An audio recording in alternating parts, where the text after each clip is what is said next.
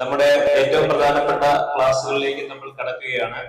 അടുത്തായിട്ട് നമുക്ക് വേണ്ടി ക്ലാസ് എടുക്കുന്നത് നമ്മളുടെ സ്റ്റേറ്റ് സെക്രട്ടറി ശ്രീ നവീൻ നാദാമണിയാണ്.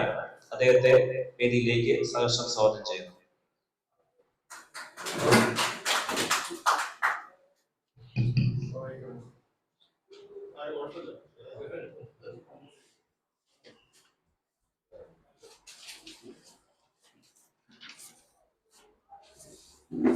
ബഹുമാനപ്പെട്ട അധ്യക്ഷൻ, ഉദ്ഘാടകൻ, വേദിയിലും സദസ്സിലും ഇരിക്കുന്നവരെ,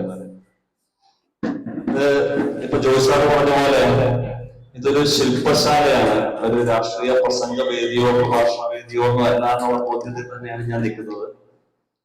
അപ്പം ഇവിടെ ഏതെങ്കിലും വിഷയത്തെ പറ്റി നമ്മൾ സംസാരിക്കുകയാണെങ്കിൽ തിരിച്ചു വേദിയിൽ ഇരിക്കുന്ന ഈ സദസ്സിൽ ഇരിക്കുന്നവരെല്ലാം പാഠമായിട്ട് വന്നു കൊണ്ടേയെങ്കിൽ അത്യാവശ്യം സാമാന്യ ബുദ്ധിയും ബോധവും രാഷ്ട്രീയ പരിജ്ഞാനവും ഒക്കെ ഉള്ളവരായിരിക്കും എന്നുള്ള കാര്യത്തിൽ യാതൊരു സംശയവുമില്ല. അവരോട് പിന്നെ രാഷ്ട്രീയത്തെ പറ്റി കൂടുതൽ പറയുന്നതിലും അർത്ഥമില്ല എന്നറിയാം. നമ്മൾ ഏതെങ്കിലും വിഷയത്തെ പറ്റി സംസാരിച്ചു വരുമ്പോൾ പരസ്പര ചർച്ചയിലൂടെ നമുക്ക് ചില വസ്തുതകളിൽ വ്യക്തമായ ഒരു രൂപത്തിൽ എത്തിച്ചേരാൻ സാധിക്കുന്ന ഒരു വസ്തുത അല്ലെങ്കിൽ ഒരു രീതിയായി ഇതിനെ മാറ്റുന്നതായിരിക്കും ഉചിതം. അല്ലാതെ ഒരു മോണോട്ടം പോലെ ഞാൻ മാത്രം ഇവിടെ സംസാരിച്ചുകൊണ്ടിരുന്നതിന് അർത്ഥമില്ല ഒരു ശില്പശാലയെ സംബന്ധിച്ച്. അപ്പൊ നിങ്ങൾക്ക് പറയാൻ കുഴപ്പമില്ല. പിന്നെ സമയപരിധി അഭിലാഷ് പറഞ്ഞോളം പറയുമ്പോൾ അവസാനിപ്പിക്കാം. ആയിക്കോട്ടെ. ജോയ്സാറിന്റെ പറഞ്ഞു നിർത്തിയപ്പോൾ തന്നെ ഞാൻ പറയാം, ജനാധിപത്യത്തെ പറ്റി വളരെ മനോഹരമായിട്ടൊരു എക്സാമ്പിൾ കാണിച്ചുകൊണ്ട് ജോയ്സാറിന് പറഞ്ഞു. പണ്ട് ഗാന്ധിജിയോട് ഒരു കുട്ടി ചോദിച്ചിട്ടുണ്ട്, ബാപ്പുജി എന്താണ് ജനാധിപത്യം?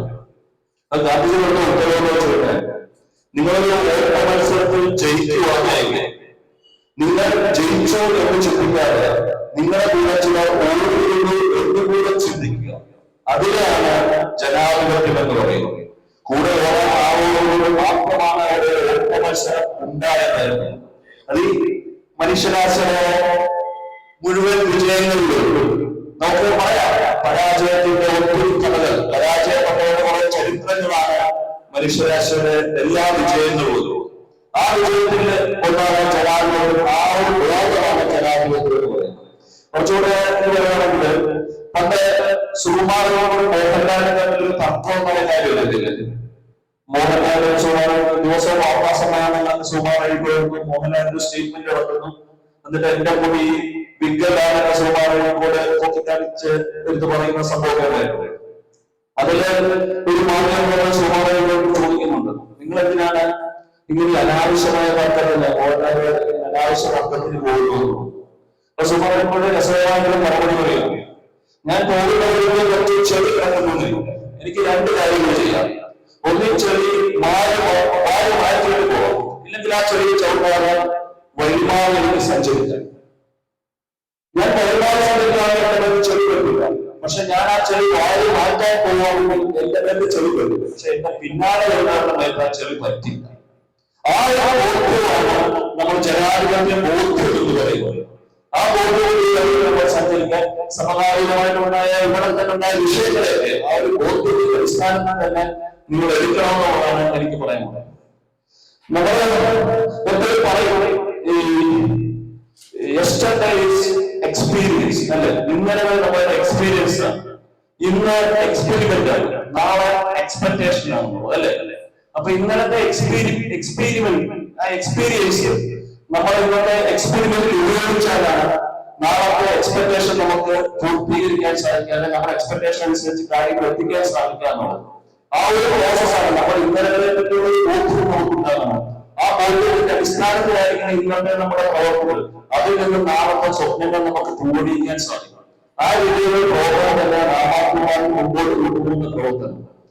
ഒരു കഥ പറയുകയാണെങ്കിൽ, നിങ്ങൾ ബസ് ബസ് ഓടിച്ചുകൊണ്ടിരിക്കുക. ആ ബസ് ഒരു 2 കിലോമീറ്റർ എന്നപ്പോൾ 4 പേര് ആ ബസ്സിന് കയറി. 4 കിലോമീറ്റർ എന്നപ്പോൾ 2 പേര്, 5 കിലോമീറ്റർ എന്നപ്പോൾ 10 പേർ ആ ബസ്സിൽ കയറി. 10 കിലോമീറ്റർ എന്നപ്പോൾ 5 പേർ ആ ബസ്സിൽ കയറി. ഞാൻ ചോദ്യങ്ങളോട് ചോദിക്കുന്നു, അവർക്ക് ഉത്തരം അറിയാമായിരിക്കും, അറിയാതെ കൈകൊട്ടി പറയുക. ആ ബസ്സിലെ ഡ്രൈവറുടെ പ്രായം എന്താണ്?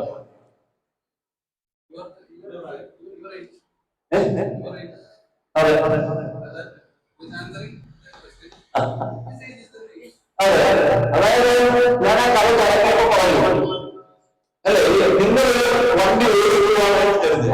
അപ്പൊ ഡ്രൈവറുടെ പ്രായം അത് നിങ്ങളുടെ പ്രായം തന്നെയാണ്. ഇത് വണ്ടി ഓടിക്കുന്ന നിങ്ങളാണ് അത് മനസ്സിലാക്കുക.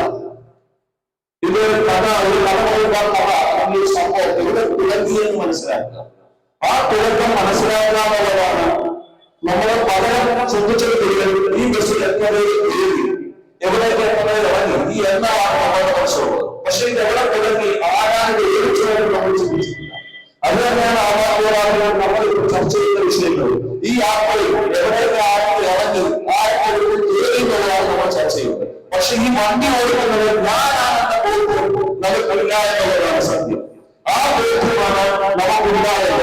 ഇത് എവിടെ തുടങ്ങി എന്നുള്ള ബോധ്യം ഈ ആവാഹനം പറയുന്ന പ്രസ്ഥാനം എവിടെ തുടങ്ങി എങ്ങനെ തുടങ്ങി എന്നുള്ള ബോധ്യം നമുക്കില്ല. ഈ ബോധ്യമില്ലാതെ ഞാനാണ് എന്റെ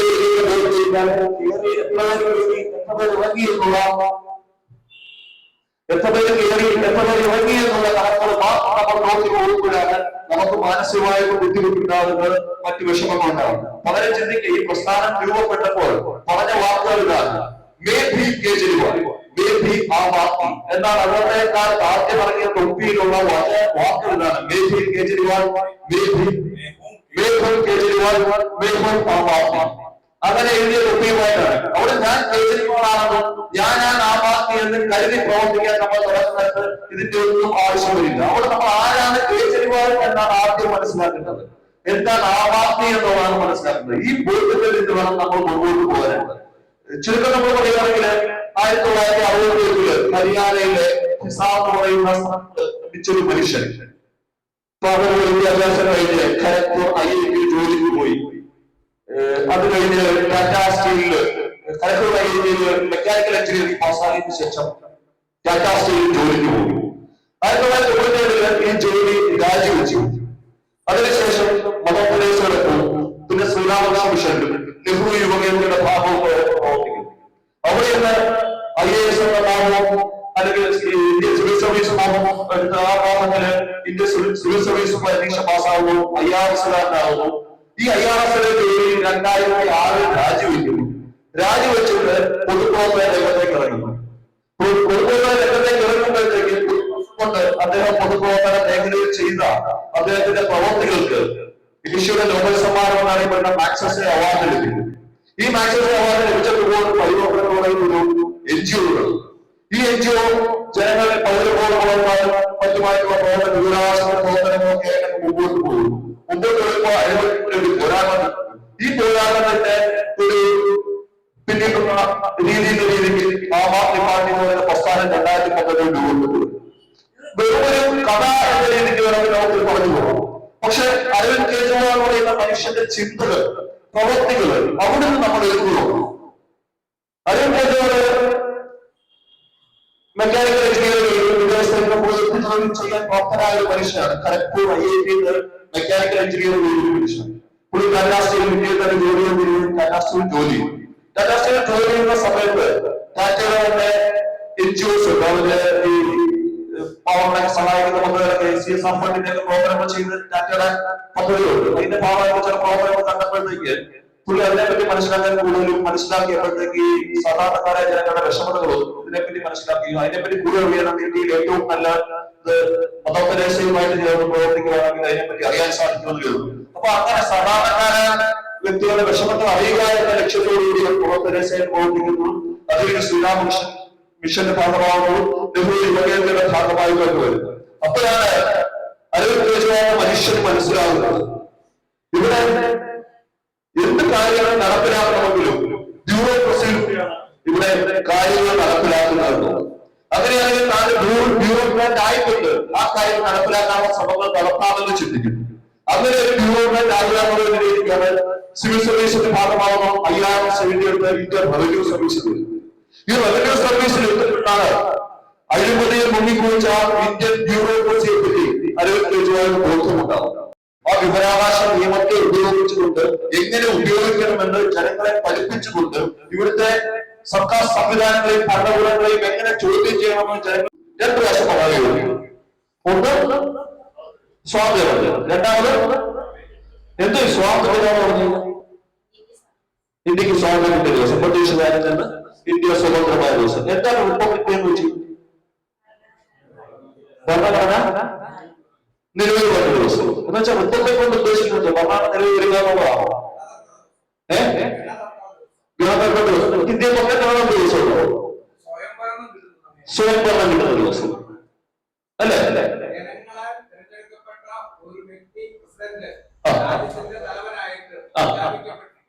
അതെ, ജനങ്ങളാൽ തെരഞ്ഞെടുക്കുന്ന ഒരു വ്യക്തി രാജ്യത്തിന്റെ പ്രസിഡന്റായിട്ട്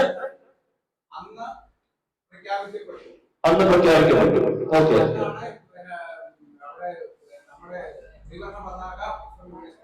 ഓക്കെ. അങ്ങനെ പല പല വ്യത്യസ്തമായ കാര്യങ്ങൾ നമ്മൾ ഉപയോഗിക്കും. ഇവരുടെ എന്റെ മനസ്സിലേക്ക് വ്യത്യസ്തമായ ചിന്തകൾ വന്നിട്ടുണ്ട്. പക്ഷെ PSC പരീക്ഷയ്ക്ക് മറ്റേ എഴുതാനായിട്ട് കാണാതെ പഠിച്ചിട്ടുണ്ട്. ഇന്ത്യൻ ഭരണഘടന നിലവിൽ വന്ന ദിവസം റിപ്പബ്ലിക് ഡേ, അതിനപ്പുറത്തോട്ട് വേറൊന്നും ഉണ്ടായിട്ടില്ല. പക്ഷേ ഇന്ത്യയിലെ ജനങ്ങൾ അവർ പ്രജ എന്നതിൽ നിന്ന് പൗരനായിട്ട് മാറുന്ന ഒരു സന്ദർഭമാണ് ഈ റിപ്പബ്ലിക് എന്ന് പറയുന്നത്. അതായത് രാജഭരണകാലത്താണെങ്കിലും ബ്രിട്ടീഷ് ഭരണകാലത്താണെങ്കിലും അവരുടെ അധികാരത്തിലേക്ക് പ്രജകളായി വരുന്ന ഇന്ത്യ എന്നതാണ്. അവർ ഈ രാജ്യത്തിന്റെ അവകാശികളായ പൗരന്മാരായിട്ട് മാറുന്നു എന്നുള്ളതാണ് റിപ്പബ്ലിക്കിന്റെ പ്രത്യേകത. ഈ രാജ്യത്തിന്റെ അവകാശികളായിട്ട് ഓരോ പൗരന്മാരും മാറുന്നു എന്നുള്ളത് തന്നെയാണ് റിപ്പബ്ലിക്കിന്റെ പ്രത്യേകത. അതിന് നമ്മൾ സാധാരണക്കാരായ ജനങ്ങളിൽ ആ പൗരബോധം ഉണ്ടാക്കിയെടുക്കുക എന്നുള്ളത് ഭരണകൂടത്തിന്റെ ഉത്തരവാദിത്വം തന്നെയാണ്.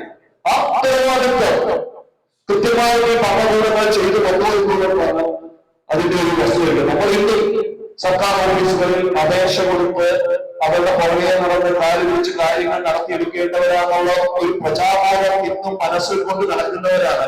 ഈ 75 സ്വാതന്ത്ര്യത്തിന് ശേഷം അങ്ങനെ നടക്കുന്നവരാണ്. അങ്ങനെ ജനതയിലേക്ക് പൗരബോധം വളർത്തുവാനുള്ള പ്രവർത്തനങ്ങൾ നടത്തിയതിനാണ് ഏഷ്യയിലെ കോൺഗ്രസ് സമ്മാനം എന്നറിയപ്പെടുന്ന മാക്സസെ അവാർഡ് അരവിന്ദ് കെജ്രിവാളിന് ലഭിക്കുന്നത്. ഒരു വർഷം അദ്ദേഹം ഡൽഹിയിലെ ചേരികൾ കേന്ദ്രീകരിച്ച് നടത്തിയ പ്രവർത്തനങ്ങൾ കിട്ടുന്ന അവാർഡാണ്. നിസാര മനുഷ്യനൊന്നുമല്ല അരവിന്ദ് കെജ്രിവാൾ എന്ന് പറയുന്ന വ്യക്തി. ആ വ്യക്തി അവിടെ നിന്ന് അഴിമതിക്കെതിരായിട്ടുള്ള പോരാട്ടം തുടങ്ങുന്നു, പരിവർത്തന ഭാവമായിട്ട് അഴിമതിക്കെതിരായിട്ടുള്ള പോരാട്ടം തുടങ്ങുന്നു. അപ്പോഴാണ് അരവിന്ദ് കെജ്രിവാൾ മനസ്സിലാകുന്നത് ഈ ജനങ്ങളുടെ പൗരബോധം ഉണ്ടാക്കുന്നതിനാൽ മാത്രം പോരാ, അധികാരത്തിലെത്തിയാൽ മാത്രമേ ഇന്ത്യൻ ജനാധിപത്യം കൃത്യമായി നടപ്പിലാക്കാൻ സാധിക്കുമ്പോൾ ബോധ്യത്തിന്റെ അടിസ്ഥാനത്തിൽ രാഷ്ട്രീയ പാർട്ടി ഉണ്ടാക്കി അധികാരത്തിലേക്ക് വരികയും ചെയ്ത വ്യക്തിയാണ് അരവിന്ദ് കെജ്രിവാൾ. ഇങ്ങനെ തന്റെ ജീവിതത്തിലും പ്രവർത്തനങ്ങളുടെ കൃത്യങ്ങളുടെ അടിസ്ഥാനത്തിൽ ഉണ്ടായതാണ് ആം ആദ്മി പാർട്ടി എന്ന് പറയുന്ന പ്രസ്ഥാനം. അല്ലാതെ തന്റെ സ്ഥാപനങ്ങളോ കോർപ്പറേറ്റ് സ്ഥാപനങ്ങളോ ഒക്കെ സംരക്ഷിക്കാനായിട്ട് അത് ഇന്റർനാഷണൽ കോൺഗ്രസ് രൂപീകരിച്ചൊരു കാര്യമുണ്ട്. ഏതൊരു ഇന്റർനാഷണൽ കോൺഗ്രസ് രൂപീകരിക്കുമ്പോഴത്തേക്ക് ശരിക്കും ഇന്റർനാഷണൽ കോൺഗ്രസ് രൂപീകരിച്ച ഇന്ത്യക്കാരല്ല, അറിയാലോ, ബ്രിട്ടീഷുകാരാണ് ഇന്റർനാഷണൽ കോൺഗ്രസ് രൂപീകരിച്ചത്. അതൊരു പ്രിസർവൈവ് ടെക്നിക് എന്ന് നമ്മൾ പറയും. അതായത് ബ്രിട്ടീഷ് ഭരണത്തോട് ഇന്ത്യൻ ജനങ്ങൾക്കുള്ള അതിർത്തികളെ ഏതെങ്കിലും സംവിധാനങ്ങളിലൂടെ പുറത്തേക്ക് വിട്ടു കഴിഞ്ഞാൽ അവർക്കെതിരെ തിരിയാതിരിക്കുക എന്നതിന് വേണ്ടി ഉണ്ടാക്കുന്ന സംവിധാനമാണ് ആദ്യം ഇന്റർനാഷണൽ കോൺഗ്രസ് എന്ന് പറയുന്നത്. അലൻ അക്ടോബർ എന്ന് പറയുന്ന വ്യക്തി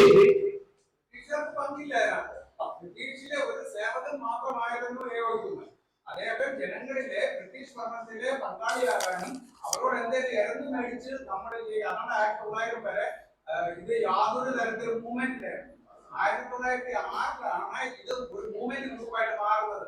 അത് പ്രത്യേകിച്ച് നമ്മുടെ മുസ്ലിം ലീഗിന്റെ 1906 ഒരു മൂവ്മെന്റ് ആയിട്ട് മാറുന്നത്. 1906 മുമ്പ്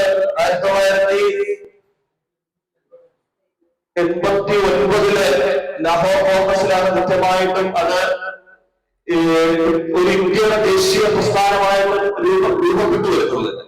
അങ്ങനെയുള്ള സാഹചര്യത്തിൽ ഈ ഒരു സംവിധാനം ഉണ്ടാക്കുന്ന സംവിധാനം പറയുന്ന ഇതായിരുന്നു. ഇന്ത്യയിലെ വിദേശത്തും മറ്റും ജോലി ചെയ്യുന്ന ഇന്ത്യക്കാരായ അയച്ചു കൊടുക്കുകയും നിങ്ങളുടെ സഹായത്തോടുകൂടി തന്നെ ഇന്ത്യയെ ഒരു 30 എത്തിക്കാൻ പറഞ്ഞൊക്കെ വന്നൊരു സംഭവമാണ്.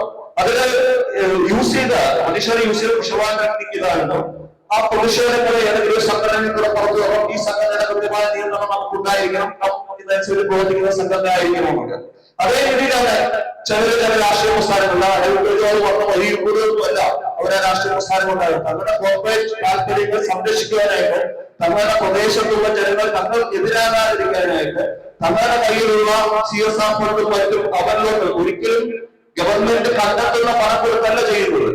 തങ്ങളുടെ കയ്യിലെ CSR ഫണ്ട് ജനക്ഷേമം തങ്ങളൊരു സ്ഥാപനം നടത്തുമ്പോൾ ആ സ്ഥാപനം ഉണ്ടാക്കുന്ന പാരിസ്ഥിതിക അപകടങ്ങൾക്ക് പരിഹാരമാക്കാനായിട്ട് മാറ്റിവെക്കുന്ന തുകയാണ് ഈ CSR ഫണ്ട് എന്ന് പറയുന്നത്, കമ്മ്യൂണിറ്റി റെസ്പോൺസിബിൾ ഫണ്ട് എന്ന് പറയുന്നത്. ഈ ഫണ്ട് തങ്ങളുടെ പ്രദേശത്തുള്ള ജനങ്ങൾക്ക് തങ്ങൾ കൊടുക്കുന്ന സേവനമാണെന്ന് കൊടുത്തുകൊണ്ട് ആ ജനങ്ങളെ കൂടെ നിർത്തിക്കൊണ്ട് ഉപയോഗിക്കുന്ന പ്രശ്നമായി വെച്ച് തങ്ങളുടെ കോർപ്പറേറ്റ് സ്ഥാപനം ഓർക്കാനുള്ള ശ്രമമായിട്ട് ചില കോർപ്പറേറ്റ് മുതലാളിമാരിവിടെ ഉണ്ടാക്കുന്ന രാഷ്ട്രീയ പ്രസ്ഥാനം പോലെയല്ല ആം ആദ്മി പാർട്ടിയുടെ രാഷ്ട്രീയ പ്രസ്ഥാനം ഇന്ത്യയിൽ രൂപം കൊണ്ടത് എന്നാണ് ഞാനിവിടെ പറയാൻ ഉദ്ദേശിച്ചത്. നിങ്ങൾക്ക് മനസ്സിലായിട്ടാണ് യാഥാർത്ഥ്യം എന്താകുന്നത്.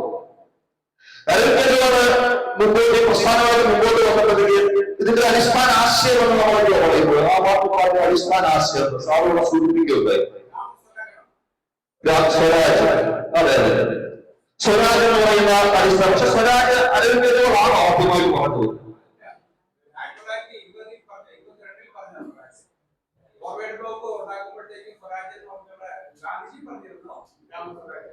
ഗാന്ധിജിയാണ് ആദ്യമായിട്ട് ഹിന്ദു സ്വരാജ് എന്ന് പറയുന്ന 1907 ഹിന്ദു സ്വരാജ് എന്ന് പറയുന്ന ഒരു ബുക്ക് ഗാന്ധിജി എഴുതുന്നു. ഗാന്ധിജിയുടെ സ്വരാജ് സംഘടന രണ്ട് പറയുന്നതല്ല, സാർ സെൽഫ് ഗവർണൻസ് ഇത് മുമ്പോട്ട് വയ്ക്കുന്നു.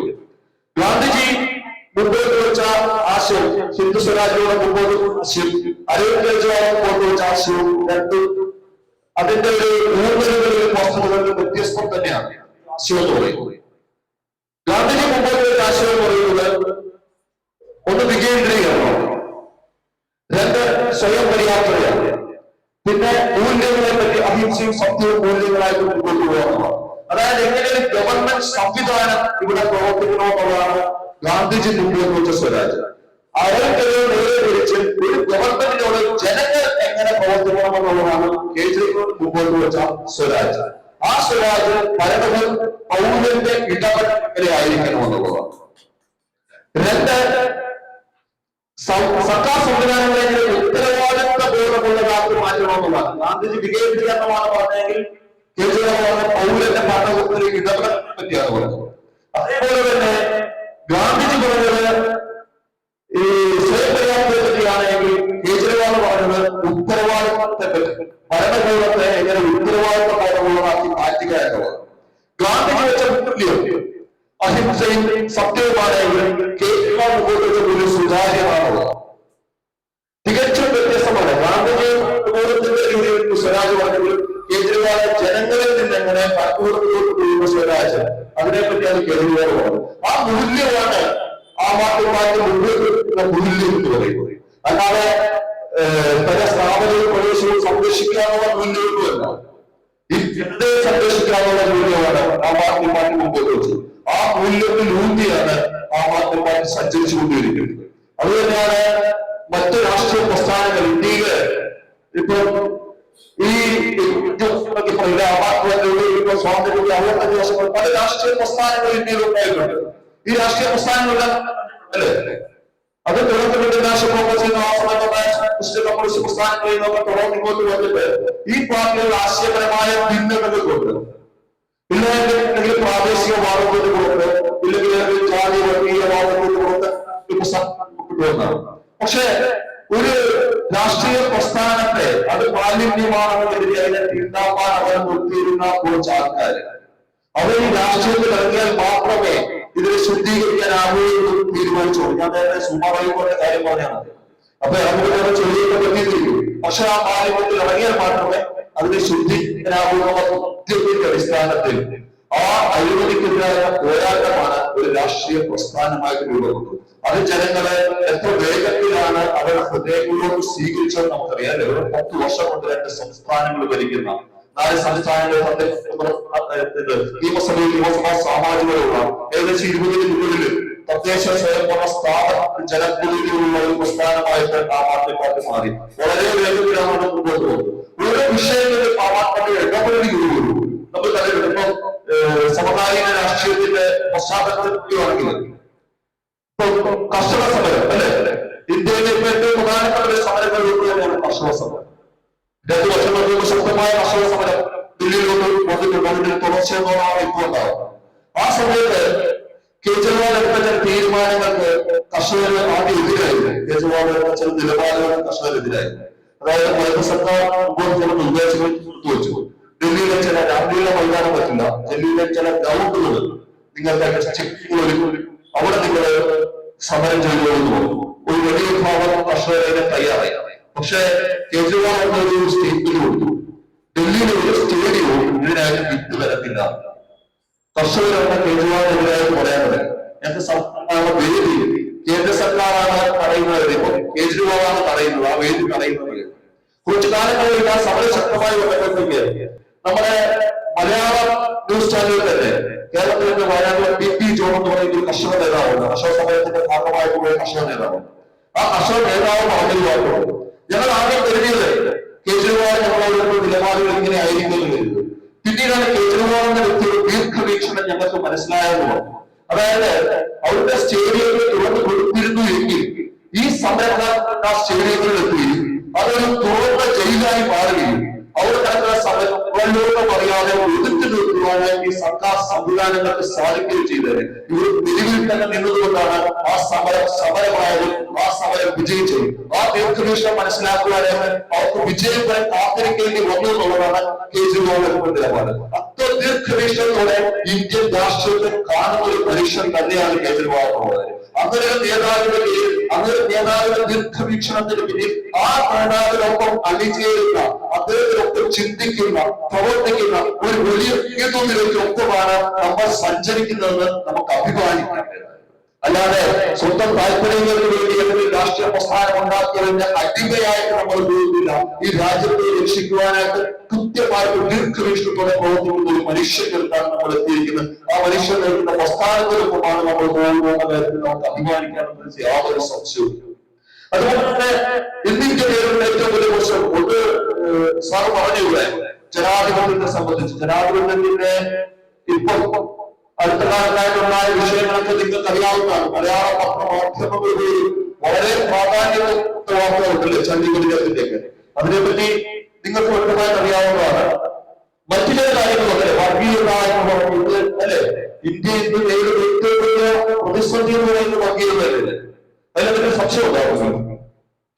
വർഗീയ ഫാസിസത്തിന്റെ പിടിയിലേക്കാണ് ഇന്ത്യ പോകുന്നത്. അത് ഇന്ത്യയെ മോചിപ്പിക്കാനുള്ളത് തന്നെയാണ് ലക്ഷ്യം. കേജ്രിവാൾ പറഞ്ഞിട്ടുണ്ട് അല്ലെ, മോദിയല്ല ഇന്ത്യ, മനുസ്മൃതിയുടെ ഭരണഘടന, RSS എന്ന പാർലമെന്റ് എന്നാണ് കേജ്രിവാൾ പറഞ്ഞേക്കുന്നത്. അതായത് അത് മോചിപ്പിക്കാനുള്ളത് തന്നെയാണ് ലക്ഷ്യം. പക്ഷെ പലരും പറയുന്ന പരാതികൾ, നമ്മൾ പൊതുവെ കേൾക്കുന്ന പരാതികൾ, കേജ്രിവാളിന്റെ പല നിലപാടുകളും ഈ ആരാധനയുമായിട്ട് ബന്ധപ്പെട്ടാണെങ്കിൽ, നോർത്തില് ലക്ഷ്മിയും ഗണപതിയൊക്കെ വയ്ക്കുന്നതായിട്ട് ബന്ധപ്പെട്ടെങ്കിൽ ഇല്ലേ, ഒത്തിരി കൺഫ്യൂഷൻ നമുക്കിടയിൽ ഉണ്ടായില്ല. പലരും ചോദിച്ചിട്ടുണ്ടോ കേജ്രിവാൾ ഒരു ഹിന്ദുത്വ സമീപനം സ്വീകരിക്കുന്നു അല്ലെങ്കിൽ മറ്റൊരു ഹിന്ദുത്വവാദി കേജ്രിവാൾ മാറുമോ എന്നുള്ള സംശയങ്ങളോ ഇതൊക്കെ നിങ്ങളുടെ നമുക്ക് ചർച്ചകൾ ഉണ്ടായിട്ടുണ്ടോ? അത് ഉണ്ടായിട്ടുണ്ട് അല്ലേ. അപ്പൊ അങ്ങനെ ചില പ്രതിസന്ധികള് കൃത്യമായിട്ട് ഞാൻ പല സ്ഥലങ്ങളിൽ പോകുമ്പോഴേക്കും തന്നെ ചോദ്യങ്ങൾ കേട്ടിട്ടുണ്ട്. അവിടെയും നമ്മുടെ പല ചർച്ചകളിലും കേട്ടുപോയിട്ടുണ്ട്. പക്ഷെ അവിടെയും കേജ്രിവാൾ എന്ന് പറയുന്ന ഒരു മനുഷ്യന്റെ ദീർഘവീക്ഷണം കൂടെ നമ്മൾ കാണും. ഇന്ത്യ ഇപ്പൊ ഇന്ന് അഭിമുഖീകരിക്കുന്ന ഈ പ്രതിസന്ധി എന്ന് പറയുന്നത് ശരിക്കും വർഗീയ വിശ്വാസത്തെ രാഷ്ട്രീയവൽക്കരിക്കുന്നു അല്ലെ. വിശ്വാസത്തെ രാഷ്ട്രീയവൽക്കരിച്ചുകൊണ്ട് അതിൽ നിന്ന് ആ വിശ്വാസത്തെ രാഷ്ട്രീയവൽക്കരിക്കുന്നതിനാണ് നമ്മൾ വർഗീയത എന്ന് പറയുന്നത്.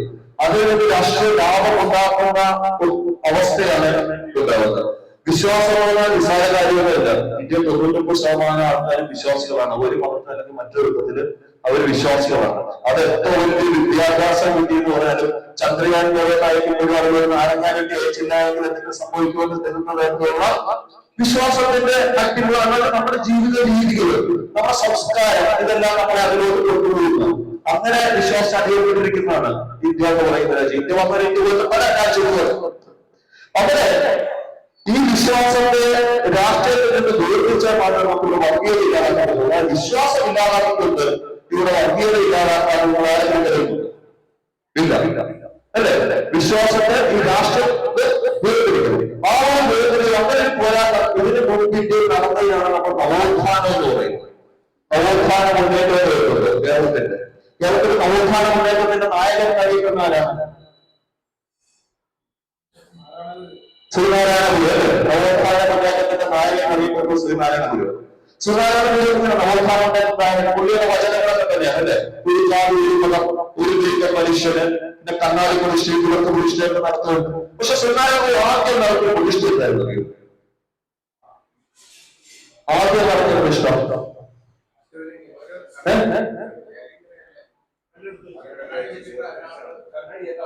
കർണാടക അവസാനമാണ് ശ്രീനാരായണ വിളിക്കുന്നത്.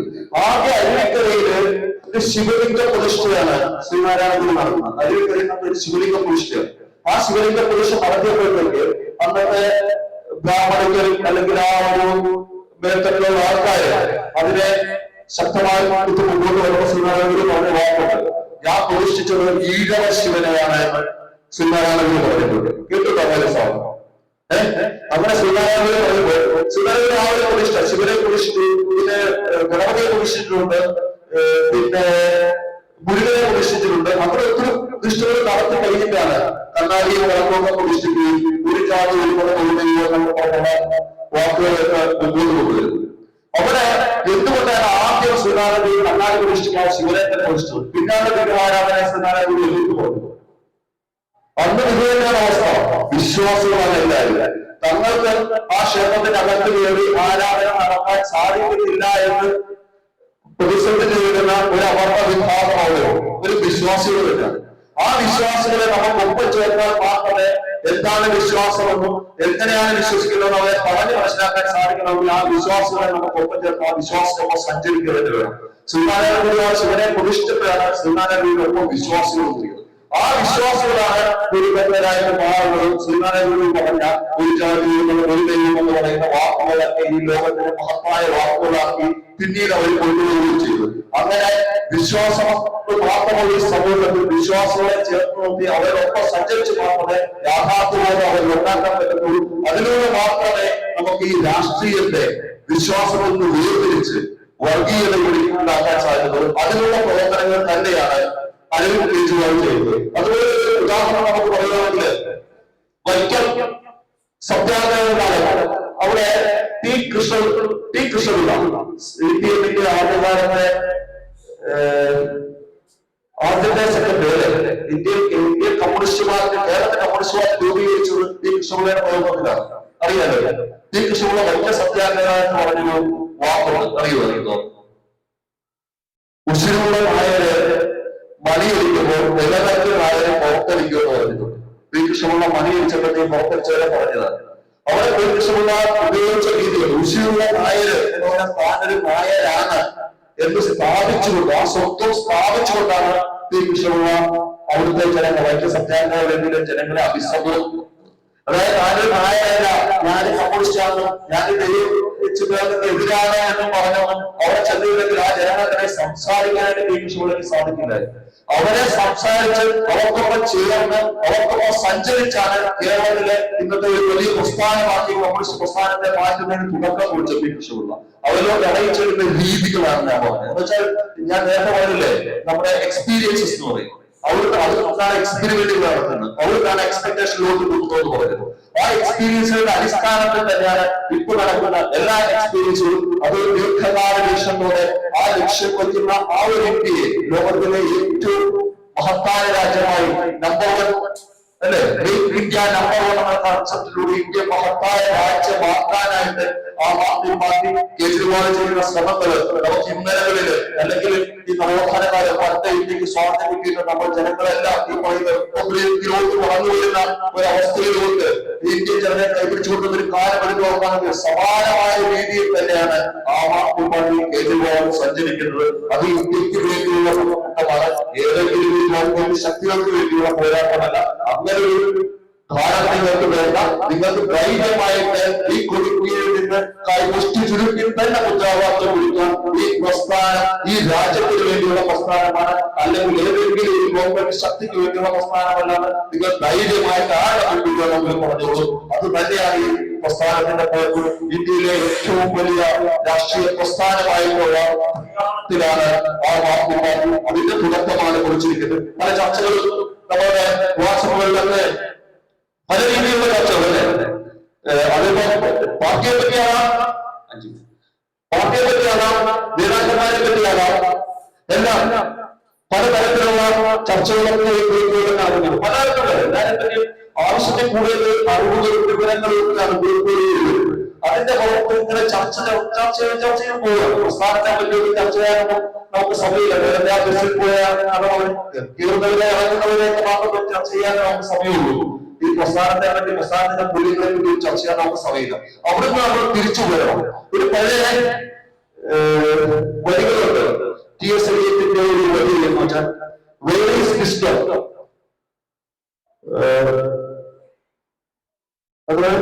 വേർ ഈസ് വിസ്ഡം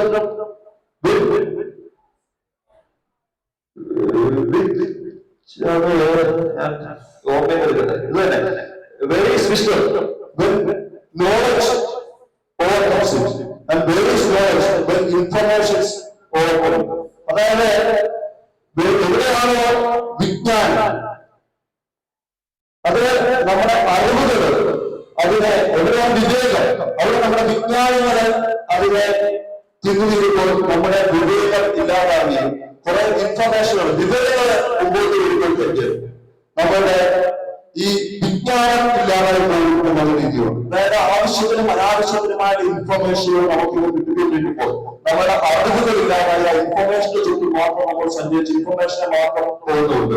ഈ അറിവുകൾ നമുക്ക് സമ്പാദിക്കാനായിട്ട് നമ്മൾ സമയം കണ്ടെത്താൻ വരുമ്പോഴത്തേക്ക് നമുക്ക് കൃത്യമായ വിവേകം, ഏത് രീതിയിൽ പ്രവർത്തിക്കണം, എങ്ങനെ പ്രവർത്തിക്കണമെന്നുള്ള വിവേകം നമുക്ക് ഇല്ലാതെ പോകുന്ന ഒരു സാഹചര്യമുണ്ട്. ആ സാഹചര്യമാണ് നമ്മൾ ഈ വാട്സപ്പുകളിലൊക്കെ അനാവശ്യ മെസ്സേജുകളിലൂടെ കാര്യങ്ങളിലൂടെ പോകുമ്പോൾ ഉണ്ടാകുന്നത്. എന്തെങ്കിലും ഇൻഫർമേഷൻ കിട്ടുവാണെങ്കിൽ ആ ഇൻഫർമേഷന്റെ പുറകെ നിങ്ങൾ സഞ്ചരിക്കാതെ അതിൽ നിന്ന് കൃത്യമായിട്ട് അറിവുകൾ നിങ്ങൾ സമ്പാദിച്ചുകൊണ്ട് നിങ്ങളെ വിവേകം അനുസരിച്ച് നിങ്ങൾ ചിന്തിക്കുക.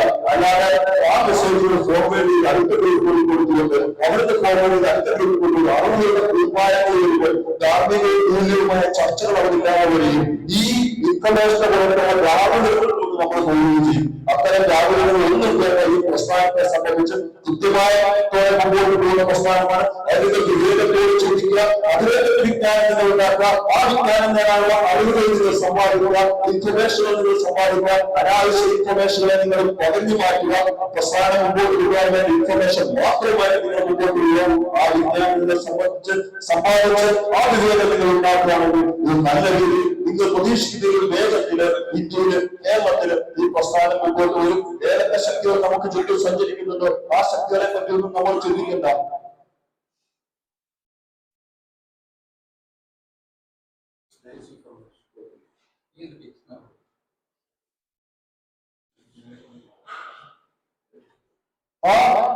ആ ഒരു ചിന്ത നമുക്ക് എപ്പോഴും വേണം.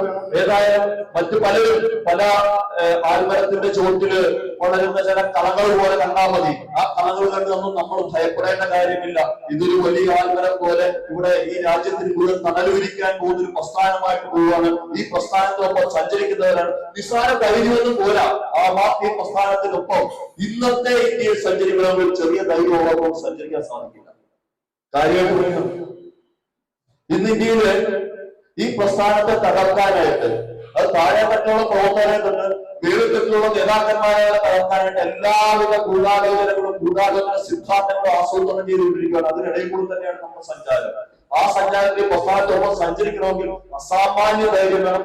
ആ ധൈര്യം നമുക്കുള്ളത് കൊണ്ടാണ് ഇവിടെ ഈ പൊതുസമൂഹത്തിൽ ആ പാർട്ടിക്കാരനാണെന്ന് പറഞ്ഞ് തലയുയർത്തി നമുക്ക് നിൽക്കാൻ സാധിക്കുന്നത്. ആ തലയുയർത്തി എന്നും നിങ്ങൾക്ക് നിൽക്കാൻ സാധിക്കും. ഒരിക്കലും ആ തല താഴ്ത്തേണ്ടി വരത്തില്ല. ഏതെങ്കിലും കാവി കൂടാരത്തിലോട്ട് കൊണ്ടുവരുന്ന പ്രസ്ഥാനങ്ങൾക്കൊപ്പം പോയിട്ട് നമ്മൾ നാളെ തയ്യ മുന്നിട്ട് നടക്കേണ്ട അവസ്ഥ ഒരിക്കലും ഈ പ്രസ്ഥാനത്തിനൊപ്പം സഞ്ചരിച്ചാൽ ഉണ്ടാകില്ല എന്ന് മാത്രം പറഞ്ഞുകൊണ്ട് ഞാൻ എന്റെ വാക്കുകൾ നിർത്തുന്നു. നന്ദി. ജയ്.